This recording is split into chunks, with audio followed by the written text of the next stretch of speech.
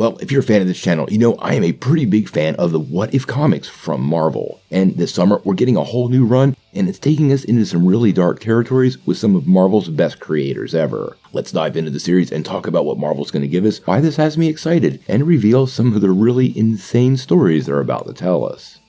Well, over the years, What If has been the home of some of Marvel's most incredible stories they ever wrote. They take Marvel into alternate dimensions, often telling one-shot stories that detail the alternate history of the Marvel Universe, giving us takes on characters that are completely unexpected. Now, coming this summer, we're going to get a new What If series, and this one's going to be called What If Dark. Now, the upcoming series will take a mixture of rising stars and some of Marvel's most legendary creators ever, who will revisit a number of key moments in Marvel Comics history and ask the basic question, what would happen if things took a dark turn? Now, Marvel did a full press release and description of the 4-issue series, and I have to say each one of them looks pretty darn good, and some of them absolutely seem to be potential classics. So let's take a couple minutes to dive into each issue, along with some pretty great cover art. We kick it all off with a bang with What If Loki wielded Mjolnir? In What If Dark Loki #1, Walter Simonson returns to the world of Thor alongside artist Scott Eaton, but this time Loki's in charge.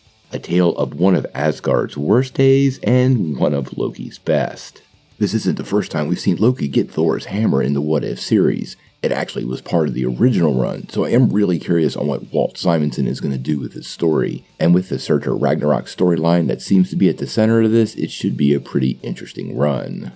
The second in the series is What If Gwen Stacy didn't die on the bridge that day, but Spider-Man did? The legendary Jerry Conway returns to his most famous Spider-Man story for What If Dark SpiderGwen #1, along with co-writer Jody Houser and artist Ramon Bach. This is one of the most famous Spider-Man stories ever told, and with Spider-Gwen's current popularity and her origin story being set in this tale, I am really curious how this will sync up with previous versions of the story, and if it could even impact the Marvel Universe in the future. There's definitely a home for Gwen somewhere. Now, the next issue is What If Ben Grimm became Venom? And I have to say, this one has piqued my interest. When Ben Grimm returns to Earth after his exploration of space post-Secret Wars, he finds that the Fantastic Four has trapped a helpless Clintar symbiote in Reed's lab. But is the symbiote really helpless? Or is it truly one of the most dangerous symbiotes in the galaxy? Witness the birth of a brand new Venom in What If Dark Venom #1 by writer Stephanie Phillips and artist Jethro Morales. Ben Grimm's time after Secret Wars is a tale somewhat untold, and since Spider-Man came home with the alien costume and did interact with Reed Richards at a time to help separate it from him, the story sets itself up perfectly, and like I said, what a powerhouse.